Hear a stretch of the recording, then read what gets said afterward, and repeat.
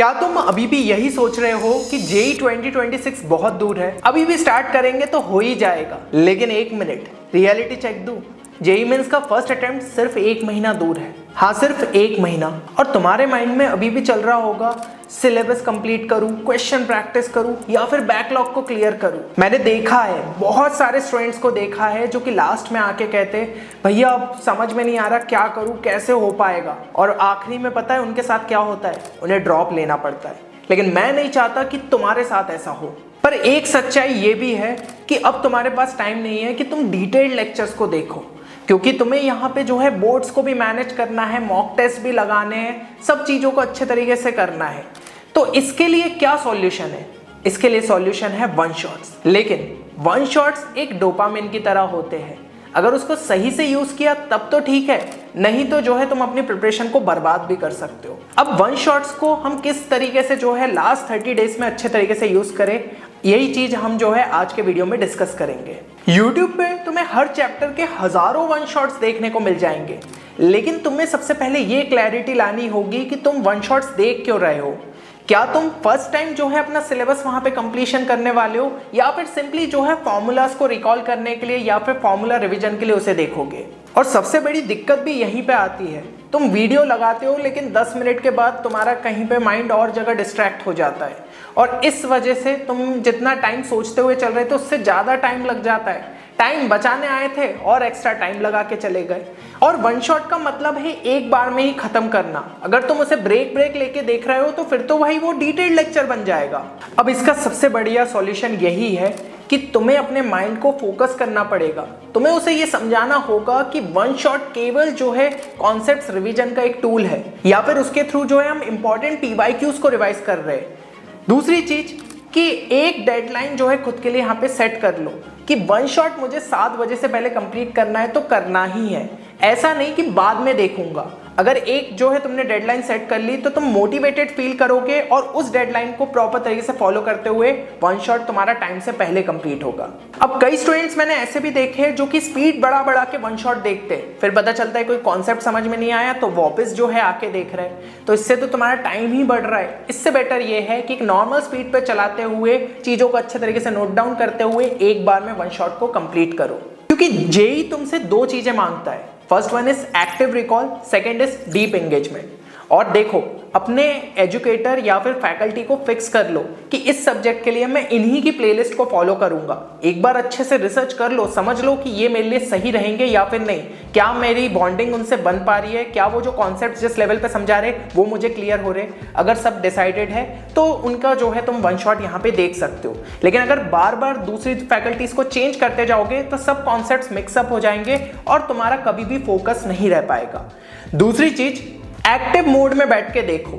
ऐसा नहीं कि बस सिर्फ देखे जा रहे हो, तुम्हारा एंगेजमेंट भी होना चाहिए। तो उसके लिए एक नोटबुक जो है साथ में रखो, और जहां पे भी पॉज कर रहे हो वहां पे इंपॉर्टेंट फॉर्मूलेस लिख लिए, इंपॉर्टेंट कुछ ग्राफ था या फिर इंपॉर्टेंट कोई शॉर्ट ट्रिक बताई थी उसको नोट डाउन कर लिया। ये नहीं कि बैठ के जो है बस रील स्क्रॉल कर रहे हैं। इसी के साथ जैसे ही तुम्हारा वीडियो एंड हो जाए, 1 से 2 पेजेस के अंदर ट्राई करना जो भी चीजें तुमने सीखी है ना उसको वहां पे लिखो।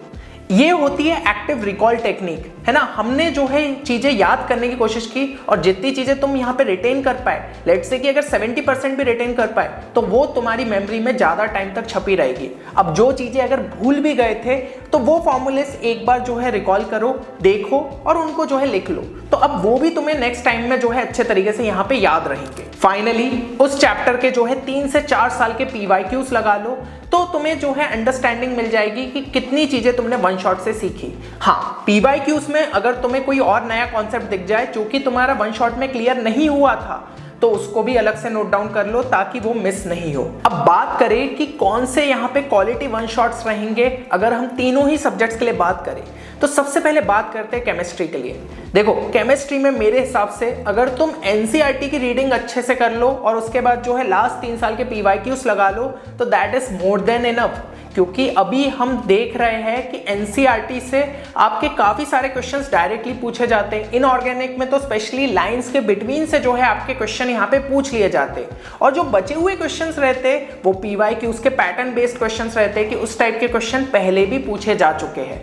फिर भी मान लो अगर तुम्हें किसी चैप्टर में ज़्यादा डिफिकल्टी है तो तुम जो है साक्षी वोरा मैम के यहाँ पे वन शॉट्स को एक बार चेक कर सकते हो, है ना। उससे तुम्हें जो है क्लैरिटी और ज्यादा मिल जाएगी और फिर जो है PYQ सॉल्व कर लेना। इसके अलावा तुम मंजिल के भी वन शॉट्स देख सकते हो, लेकिन वो थोड़े से लेंथी होते, तो थोड़ा बहुत चीजें स्किप करते हुए चलना जो तुम्हें ऑलरेडी आती है, और इस तरीके से तुम वो वन शॉट को भी फिनिश कर सकते हो। अब फिजिक्स की अगर बात करें तो रिलेटिवली ये सब्जेक्ट हमें सबसे ज्यादा आसान देखने को मिला है पिछले कुछ सालों के अंदर।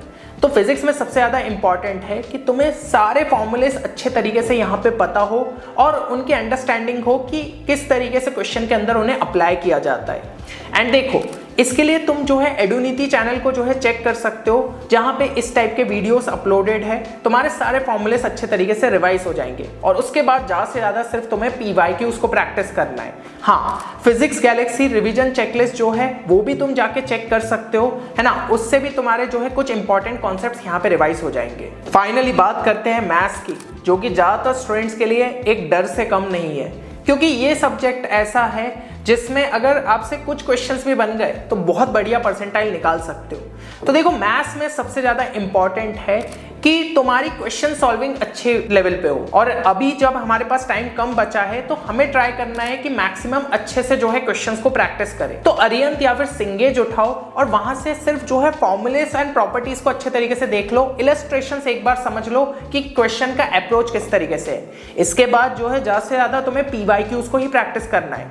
और एक सीक्रेट रिसोर्स बताऊं, मैथ्स के लिए जो है मैंने स्पेशली यहाँ पे एक नया चैनल ओपन किया है मैथियस नाम से, जिस पे कई सारे स्टूडेंट्स को यहाँ पे PYQ सेशन से फायदा मिल रहा है। तो अगर तुमने उस चैनल को चेक नहीं किया है तो जाके जरूर से चेक करो। मेरी अभी टॉप 25 PYQs की वहां पे सीरीज चल रही है, जिसमें differential calculus, integral calculus, coordinate geometry, सबके मैं टॉप PYQs ला रहा हूँ, जो कि तुम्हारे लगभग सभी कॉन्सेप्ट्स जो कि JEE मेंस में पूछे जाते हैं वो वहां पे कवर हो रहे।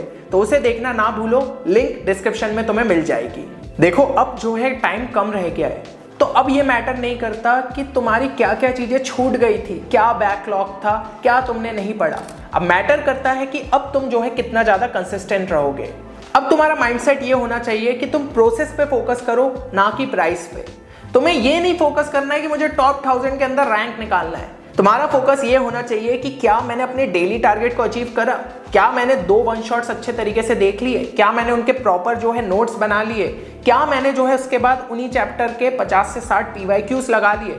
अगर ये सब चीजें तुम प्रॉपर तरीके से कर रहे हो तो तुम्हारा डेली टारगेट हिट होगा, वीकली टारगेट कंप्लीट होगा, और 1 महीने के अंदर तुम मेजॉरिटी चीजें यहाँ पे कंप्लीट कर चुके होगे। कंसिस्टेंसी का सिंपल सा रूल है, अगर तुम्हारा दिन बुरा भी चल रहा है, चीजें तुम्हारे मुताबिक नहीं भी हो रही है, तो भी तुम्हें कंसिस्टेंट रहना है। जो टारगेट तुमने सेट किए थे उनको कंप्लीट करते हुए चलना है। सेकंड चीज है, डिस्ट्रैक्ट नहीं होना है। भला ही तुम्हारे फ्रेंड्स यहाँ पे मूवी का प्लान बनाए, लेकिन अगर तुम्हें पढ़ाई करनी है तो करनी है। सिर्फ 30 से 40 दिन की बात है, अगर तुमने प्रॉपर तरीके से फोकस कर लिया तो NIT के अंदर अपनी सीट जो है कंफर्म कर सकते हो। तुमने ऑलरेडी देखा होगा कि नॉर्मल स्टूडेंट्स भी जो है टॉप रैंक लाते हैं, और उसका सबसे बड़ा राज यही रहता है कि वो कंसिस्टेंट रहते हैं एंड लास्ट में प्रॉपर तरीके से जो है रोड मैप को फॉलो करते हैं। तो जो चीजें मैंने वन शॉट से रिलेटेड बताई, अगर तुमने हर एक स्ट्रेटजी को प्रॉपर तरीके से इंप्लीमेंट किया तो तुम भी डेफिनेटली जो है एक अच्छी रैंक यहाँ पे JEE मेंस के अंदर ला सकते हो। कमेंट करो, JEE 2026 फोड़ूंगा अगर तुम जो है नेक्स्ट 30 डेज के लिए प्रॉपर तरीके से कमिटेड हो।